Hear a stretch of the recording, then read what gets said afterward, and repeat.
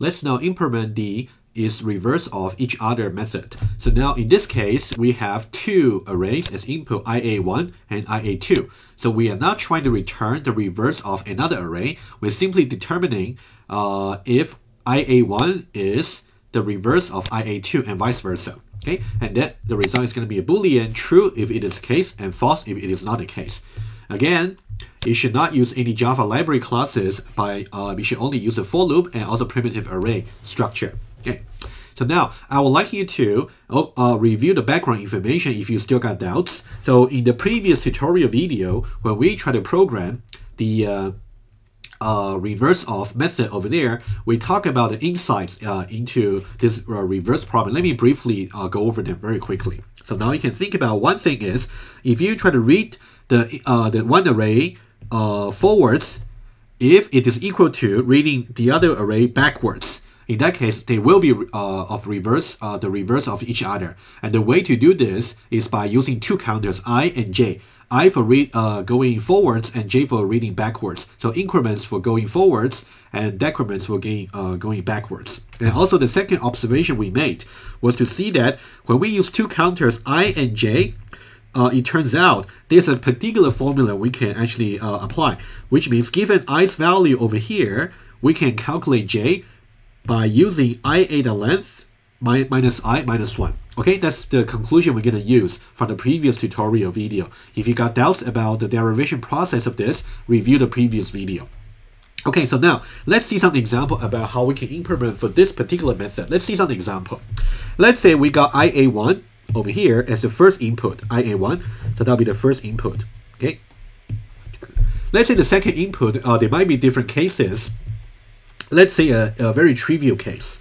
So let's say IA2 over here is simply another array, but the size is different, the length is different. You can see IA2, the length is 4. IA1, the length is 6.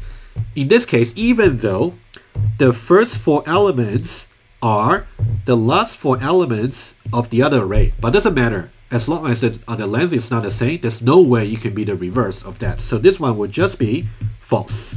Okay, no matter what. So now it's a very easy check for us to do. If the length of the two array IA1 and IA2 are different, then its reverse of each other should return false. Okay. Second example. Let's say if the two arrays, let's say IA1 and IA3 in this case. Okay, let me use a different color here. IA1 and IA3 over here. Let's say the sizes are the same. Now that means they have a chance to be the reverse of each other. So now in this case, we can do maybe again I'm gonna show you two versions for the solution. The first version would be, let's say we have a loop counter I starting from 0, and then we also have another counter j starting from ia.length, the length minus 1, which will be 5, and then we'll increment I in each iteration to go forwards, and we'll decrement j in each iteration to go backwards, right? That's what we'll do. So now think about this. In the first iteration, let me just use some color to show you. In the first iteration, we'll check to see if position IA1 at position I is equal to IA3 at position j. They are equal. So far so good. Okay, so we are gonna do some conjunction to say every time when we try to see the corresponding position for I and j, the first iteration they must be equal, and the second iteration they must be equal, and all the iterations later on they should be equal as well at all the corresponding positions. So the conjunction we are doing. Okay, so it's a little bit like the all multiples of 5 problem that we were trying to solve as before. Okay, that's something you want to pay attention to. Okay, so now let's say for the second iteration, what we'll get is we'll increment I from 0 to 1 over here, and we'll decrement at the end of the first iteration, we'll increment I by 1, and then decrement j by 1. So now j is pointing to 4 over here, right? So now the corresponding elements we're considering will be IA1 at position 1 and IA3 at position 4. And they are indeed equal. Okay, so at the end of the second iteration, what we'll do is we'll again increment I further by another 1 and decrement j further by another 1. Okay, so now at the third iteration, what we will get is similar. So now we will compare 9 and 9. Okay, so far so good. Okay, let's now do one more time. Okay, we'll increment I further by 1 position, and we'll we'll decrement j 1 further by 1 position. Okay, so now it's here. So now in the fourth iteration, what we will get is this. Okay, now what we'll get is we got IA1 at position 3. Is it equal to IA3 at position 2? Is it equal? No, they are not equal. So we got the first violation witness to show us that it's not the case that all the corresponding positions are equivalent. So that means we already found a violation witness. That means they are not reverse of each other. So we have found that. So you can see that this is already shows that it's not possible. Okay, so now you can see that let's say this guy over here and this guy over here. So now you can see IA1 at position 3 and IA3 at position 2, right? So these two positions are a violation witness for us. Okay, so we know that they cannot be the reverse of each other. Okay, and then similarly, if you see another run, so you can see it is reverse of, let's say, IA1 and IA4. In this case, you can run again. You will see that that's exactly 3, 6, 9, 12, 15, 18. So that's the reverse of each other to return true. Okay, so now we know that this should return false, even if they got the same length. And for this one here, they will be returning true. Let me use green for true. Okay, hopefully you get an idea. So now we're going to program the two versions directly. I'm going to show you the two versions. Again, the insights about I and j, and also using two loop counters, and also how you can see the relationship between I and j is from the previous video. You should review that if you got doubts about the logic. Okay, let me just go to the Java code and let's do it. Okay, so what I would do is I would say Boolean result is assigned to something, and then eventually I want to return the result. And then in the middle, I'm going to do something. Okay, so now for the result, remember we say that for IA1 and IA2 to be the reverse of each other, they got to be of the same length, first of all. Otherwise, we don't bother to look any further. So we can simply say, let me just show you the neatest way to do this. The result can be assigned to IA1 dot length equals IA2 dot length. Okay, that's the first step. Okay, so this step simply shows us that the result is going to first initialize as whether the two arrays are of the same length. Okay, and now what about the second step? Okay, let's say the second step, let's say had the first version over here. The first version, we're going to have two loop counters. So let's now declare the two loop counters. The integer I is assigned to 0, and also integer j is assigned to the last index of IA2, the length, right? IA2 array. IA2, the length, -1. Okay? You might be wondering if you should actually say if result is true, we do something, otherwise we do something else. My answer is you don't have to. That's why I want to show you how the logic will actually just work out. I'll show you. So now I can say for, so the initialization part has been done, so we leave it empty. So now we'll simply say the following.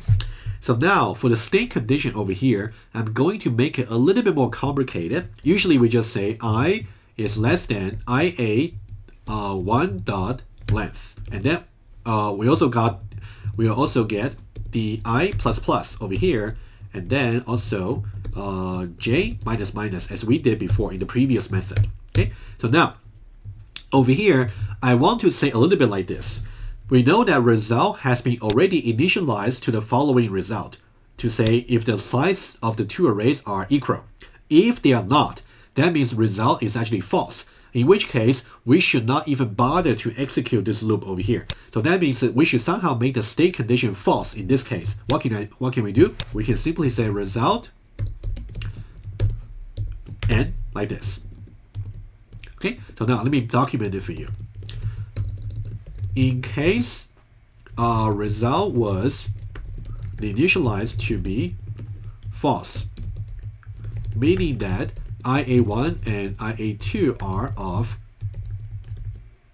different lengths, right? From this line over here, right? If IA1, IA2, they are of different length, in which case it would just be false in this case. Okay, meaning that, okay, and then the very first evaluation of the state condition over here, which will be a conjunction over here. State condition, which is a conjunction, will be false. In which case we bypassing the body of the loop. And then once we bypass, we just return result being false. Okay, so that works out if the size is not equal to each other. Okay, so now how do we do that over here?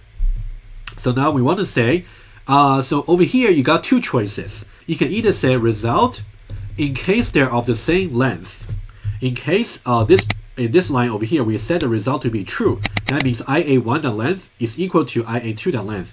In that case, true and maybe and something depends on just over here, this expression over here. Let's say if we could really go into the loop, what should we do? Okay, you got two options over here, both work. You can either say result is assigned to accumulated with result, and also we want to see if the current elements, if the current corresponding positions of IA1 and IA2, right? We have I and J over here are actually equal to each other, right? I show you the different green to green, blue to blue, orange to orange. Okay, so now over here I can say IA1 at position I equals IA2 at position J. Okay, this is one way to do it.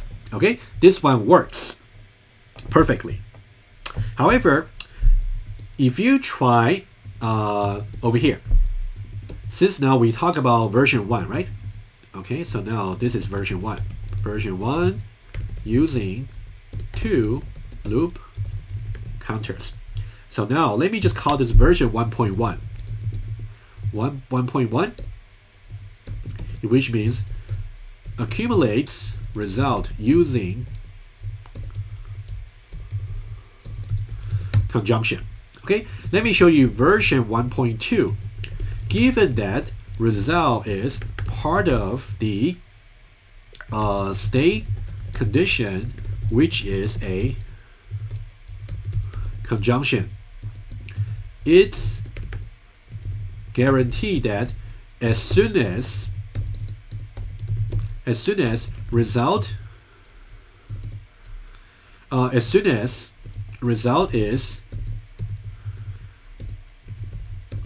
reassigned to false, the state condition becomes false. Okay, it's very important. So what I mean is I can simply just get rid of this and I'll just leave that one here. Okay, version number 2, I will simply put result.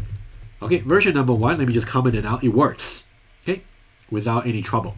So now for version number 2, I can say result is simply assigned to IA1 at position I equals IA2 at position J. Okay, sorry, accidentally launched this. Okay, so now let's put a semicolon over here. So this one also works. Think about why it works. So now as soon as we get to this particular position over here, you can see I being 3 and J being 2. 12 is not equal to 13, right? In that case, this expression here is going to give you false. So result will be assigned to false. And then when we go, when we reach the end of this iteration over here, we have to evaluate the state condition again. In that case, result being false is going to cause the whole state condition to be false, because as long as one side of the conjunction is false, the whole conjunction is going to be false. And then we exit from the loop. And then, that's why this will also work. So it's guaranteed as soon as, if we try this one over here, as soon as the result becomes false because of the first violation witness we find, then it's going to exit from loop and then return result being false. Okay. Okay, that's about version number 1. Let's briefly test it. Okay, so now we got utility tester over here. So we want to see is reverse of. Okay, is reverse of over here. So we got the different operations over here. Let's just check a few. Okay, you can also check the rest. If I just run the code, run the tester over here, let's see a few. Okay, first of all, we have IA2 and IA3. Okay, you can see IA2 and IA3. They are not the reverse of each other, right? You can IA2 and IA3 is reverse of each other, so false. Okay, you can see the first one is correct. Okay, so now what about the second one? IA4 and IA5. IA4 and IA5. Apparently, they are not reverse of each other. Okay, so now it's also false. Okay, and also we have the next one. So the next one is we have is IA4 the reverse of itself. So now in general, an array is not necessarily the reverse of itself. Okay, I will give you some example over here. You can see that IA4 over here, the easy way to test. If you read IA4 forwards, 5, 10, 15, 20, 25. If you read it backwards, it's not the same. It will be 25, 20, 15, 10, and 5. It's not the same. Okay, but what can be an array that is the reverse of itself? I'll give you one example. For this array over here, you can try that later. 5, 10, 15, 10, and then 5. Okay, in this case, this array over here, the array is the reverse of itself. If you read it forwards, 5, 10, 15, 10, 5. Backwards, 5, 10, 15, 10, 5. Okay, it's the same. But now in this case, of specific value for IA4 is not the reverse of itself. So now we expect to see the result being false. So that's why you see the false over here. Okay, next one. The next one will be, we got IA1. Is it the reverse of itself? IA1. Over here, you can see IA1 is a special case, just empty array. Empty array, read it forwards, nothing. Read it backwards, nothing. Nothing is equal to nothing. So that's why it's, so that should be true over here. Okay, next one. Okay, when we see the next one over here, the next one finally will be IA4 is not the reverse of itself. So now we are trying to do something a little bit interesting over here. IA4 itself, and now we simply call our previously implemented method reverse of. So what's going to be u.reverse of IA4? U.reverse of IA4, as we learned from before, is going to return 25, 20, 15, 10, and 5. So now that array is indeed the reverse of IA4, given that our reverse of method was correct, right? Okay, so hopefully you can also understand this particular test case over there for the reverse of each other. Okay, so over here. Okay. Now let's go to the second version, given that the first version is working. Okay, that's the first version over here using 2 loop counters. Now let's do the second version over there, which will be based on our observation from the previous video that we have this formula over here for us to make use of, which is j is equal to ia.length minus I minus 1. Okay, that's something we can make use of. Okay, so now let me just comment the first version out. Okay, that one definitely works. But now what I will do is I'll comment this out, and then I'll give you the second version. Okay, version 2 using 1 loop counter. Okay, now how do I do that? So now I can simply use put a loop counter over here. Integer I is assigned to 0. I is less than ia1 dot length, and then I plus plus. And then, so now I can see, again, I still got 2 versions over here. Okay, I'll show you both, okay? Version 1.2.1. Again, let me just accumulate the result using conjunction. Okay, let me just be a little bit lazy here. I can just copy and paste over here. So what I can say is, I can say result is assigned to result accumulated using conjunction with ia1 at position I equals ia2. Used to be j in the first version, but now j can be derived using ia1 dot length minus I minus 1. Okay, that's what we have. Okay, that's version number 1. What about version number 2? Again, let's now, let me just, again, be a little bit lazy here. Let me just copy this comment over here, because we also got a version for 2.2. Okay, let me just move this over. So now version 2.2. Okay, given that's the state condition over here, so now I forgot to actually put the result over here.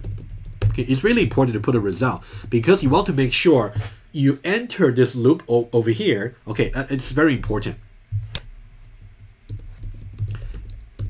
It's important to put result as part of the state condition because we want to be sure that we execute the body of loop when the two arrays IA1 and IA2 are of same length. And remember, in the first line, we said result is assigned to the length being equal. So that means if we include result as part of the state condition, we only enter the loop when they are of the same length. Okay. So now, let's now do the second version. The second version over here will simply just basically, let me just copy this, and then I'll just get rid of the accumulative part.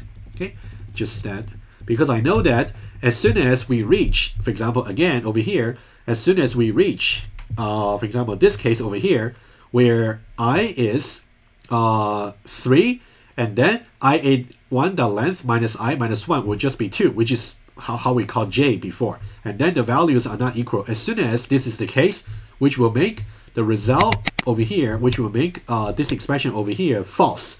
And it's going to make the result to be reassigned to false. And then it's going to make this re-evaluation of the state condition false. So we exit from the loop and return false. Okay. So now we just keep version 2.2 for you. Okay. So both, you can see we got 1.1, 1.2, 2.1, and 2.2. All of them work. Okay. Let's now just have a quick look on the tester, and then make sure it works before we finish this, conclude this video. Okay. So now let's now execute the tester over here. So now here we got false, false, false, true, true. Okay, so now what we will get is reverse of each other. Okay, we still get the same, exactly the same result. False, false, false, true, and true. Okay, you can just double check your, you should really double check to see that all the 4 versions that I gave to you, they all work the same way. Okay, externally, which means all the test cases still pass. Okay, 1.1, 1.2, 2.1, and 2.2. Again, this is really based on the observation we made from the previous video between the loop counter I and J. Okay, these 2 loop counters. Okay, if you still got doubts, you should review the previous video before you do this one.